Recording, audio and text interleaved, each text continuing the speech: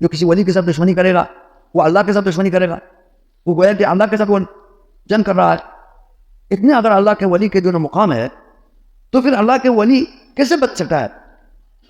اگر ہم میں سے بھی کوئی یہ سوال کرے کہ اللہ کے ولی کیسے کہتے ہیں، پھر اللہ رب العالمین نے آگے اللہ کے ولی بننے کا طریقہ بتایا۔ اللہ کے ولی کیسے بن سکتا ہے؟ ایک تو پہلے قرآن میں بھی اس سے پتہ چلا نا کہ وہ ایمان ان کا مضبوط ہو، عقیدہ صحیح ہو، اور ان کے جو زندگی ہے تقویٰ پرہیزگاری کے اوپر ہو، یہ فرمایا۔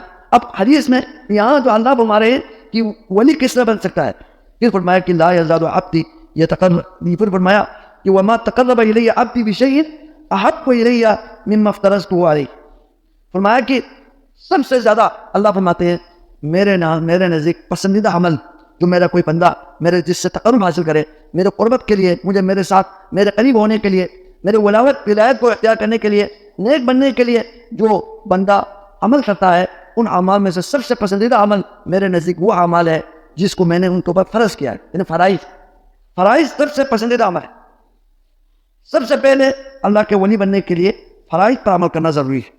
فرائض مثلا سب سے پہلے نماز ہے، نماز میں فرائض ہیں، 5 وقت کی فرض نماز ہے۔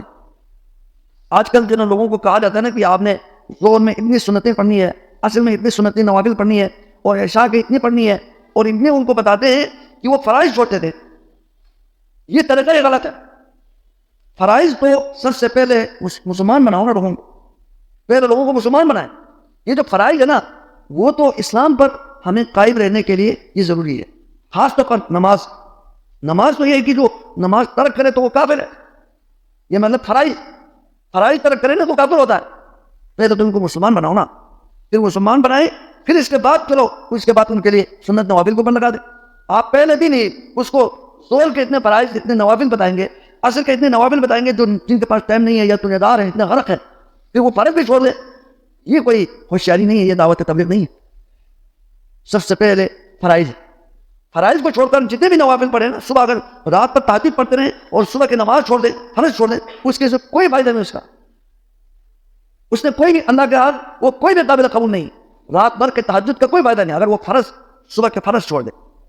فرض پہلے، فرض کی مثال یہ ہمارے آکسیجن کی طرح ہے، اپنی زندگی کو باقی رکھنے کے لیے آکسیجن کی طرح ہے۔ پھر اس کے بعد ضروری ضروری خوراک ہے، اس کی طرح ہے۔ آپ صبح شام کا 2 ٹائم کا کھانا کھا رہے ہیں، اس سے آپ کی زندگی بحال ہے، صحت بحال ہے، یہ فرائض ہے۔ پھر اس کے بعد آپ اور بھی کھانا کھاتے ہیں، پھل فروٹ کھاتے ہیں، اور بھی اچھے غذا کھاتے ہیں، وہ نوافل ہے، آپ کو مزید تقویت ملے گی، اب آپ کی صحت مزید اچھی ہوگی۔ اسی طرح فرائض جو ہے نا یہ اسلام پہ قائم رہنے کے لیے، خاص طور پر فرض نماز اسلام پہ قائم رہنے کے لیے انتہائی ضروری ہے۔ تو سب سے پہلے فرائض میں صرف نماز کے فرائض نہیں ہے بلکہ زکوٰۃ جس پر واجب ہو، فرض زکوٰۃ، اس کے علاوہ نفلی صدقہ خیرات، وہ تو بہت میدان وسیع ہے۔ اسی طرح روزہ، فرض رمضان کا روزہ یہ فرائض ہے۔ حج جس پر حج واجب ہو، ایک دفعہ حج کرنا یہ واجب ہے۔ اسی طرح حقوق العباد میں والدین کے حقوق، زوجین کے حقوق، اور قریبی رشتہ داروں کے حقوق، پڑوسی کے حقوق، یہ واجبات میں سے، ان کو تنگ کرنا یہ چیز حرام ہے۔ ان کے جو حقوق ہے نا وہ بھی واجبات میں سے۔ اس لیے سب سے پہلا جو نا اسٹیپ کیا ہے جو اللہ کے ولی بننے کے لیے، وہ ہے کہ جو انسان اللہ تعالیٰ کے جو فرائض ہے، جو فرض ہے جس کے نہ کرنے پر وعید ہے، اس پر عمل پیرا۔ اللہ کے ولی بننے کے لیے سب سے پہلے کیا ہے؟